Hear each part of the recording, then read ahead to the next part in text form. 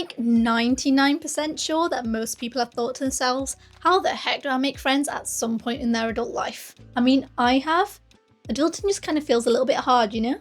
Now, I don't want to be overly optimistic, but I think I found the perfect solution that I'm going to share with you in my next 3D sculpt. Let's take, for example, reading, right? Reading can be a little bit of a lonely hobby if you don't have anyone to fangirl with. Well, guess what? All you need to do is plonk a croissant on your head and then all the pigeons will come flocking. Boom! You got yourself some new feathery friends. Alright, fine. I know it sounds a little bit silly, but hey, anything's possible in the world of Blender. Now, just a quick disclaimer, I did only come up with the idea after I started blendering. Sometimes some ideas just need a little bit more time to brew. Anyway, let's get to sculpting. So my first step is popping down some basic shapes to help map out the overall composition. I do think this bit is quite important because some bits and pieces just don't translate very well when you switch from 2D to 3D. It's kind of easy to rip out these problems at the root whilst everything is nice and simple. Using some subdivided cubes, I added in some basic eyes and ears, shaped out a nose, and then used a few toruses to create some pretty comical oversized glasses. Can you tell who she's supposed to look like? Now that I've mushed together a cute little face, I think I'll move on to giving her some luscious locks. Ooh, look at that alliteration. I'm going to be honest. The hair perplexed me a little bit because no matter what I did, it just looked bad and I had to restart it like 50 times.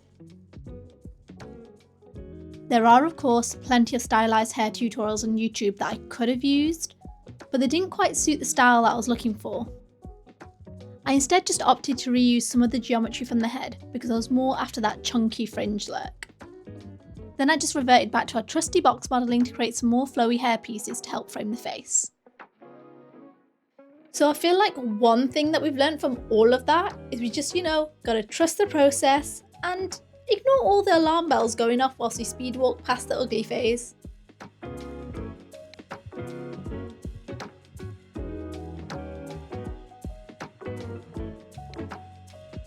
I think it's a really good time to take a look at the inspiration behind this whole sculpt. The diva herself, Queen Charlotte from Bridgerton.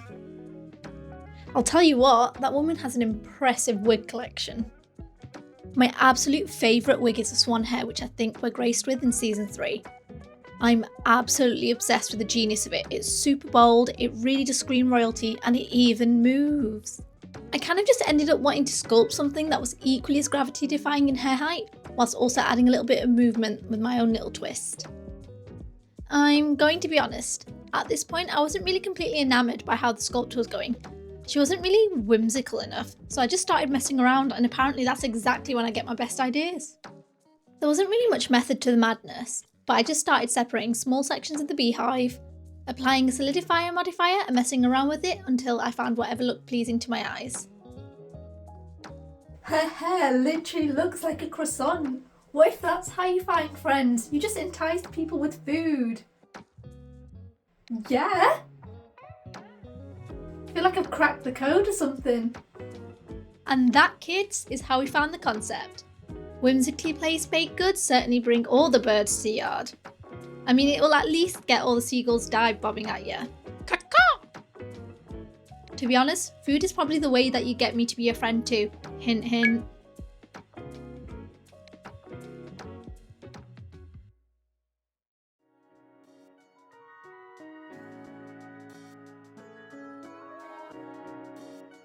Then I just moved on to giving our whimsy croissant girl a body because I didn't want her to just be a disembodied head.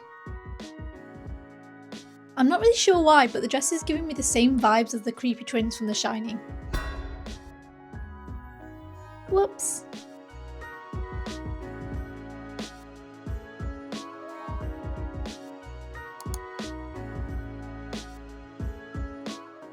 Ooh, now we're on to making the real star of the show, the little perch pigeon.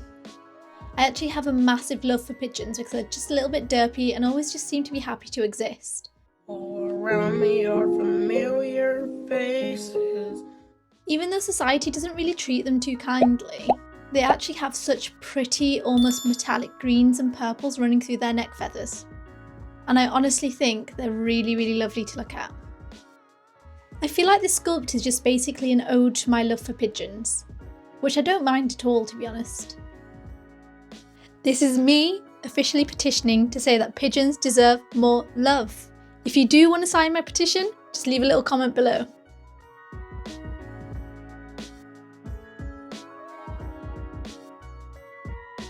I know I just called pigeons derpy, but I'm actually going to share what I think is a super cool fact. Pigeons actually played a huge role in World War I because they carried messages across active war zones. One very well-known bird that you might have heard of is called Cher Ami. He successfully delivered a message to stop friendly fire on some trap soldiers even though he'd been shot. The bird is actually said to have saved around 194 soldiers, which is crazy. So considering that new fact, I will repeat: pigeons deserve more love.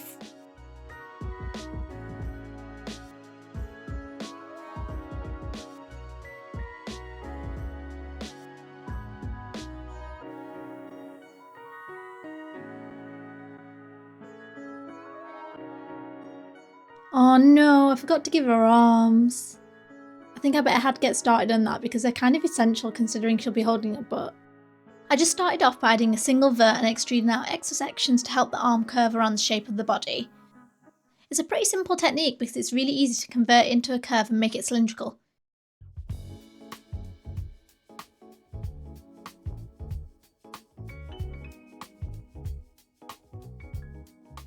So the hand is obviously just a little blob, partly because we're keeping things simple, but also because I have no idea how to sculpt a proper hand yet. To be fair though, the proportions across the whole piece are a lot more exaggerated anyway, since the concept leans more on the fantastical side. I mean, it's not often that you see people walking around with croissants on their head. But for now, we'll just keep things moving because future me will be learning how to sculpt hands.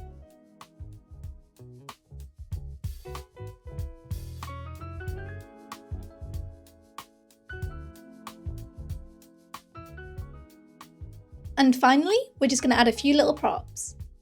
And that includes a book so our big-haired character can blissfully read. Just in case you didn't notice, her book doesn't even have any pages. But that doesn't really matter because nobody's going to be able to see that anyway. So we'll just use our imagination and pretend they're there.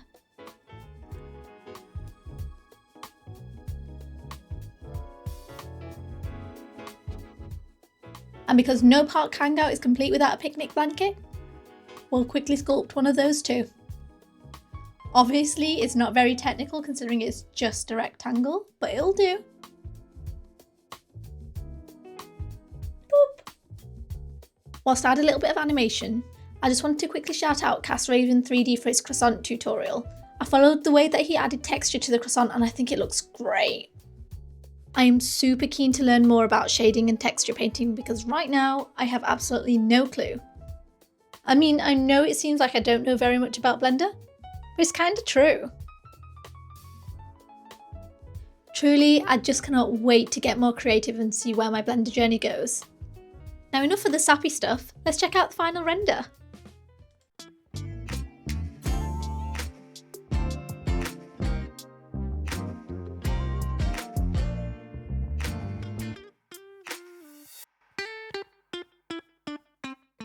Alright folks, that is the end of the video, but I hope you didn't mind sharing your croissant so you could make some new bird friends. Honestly, I've got so many more silly little concepts in my brain and I'm so excited to put them into Blender. If you do want to see more, please feel free to like and subscribe. But beyond that, I'll see you next time for more shenanigans. Bye-bye!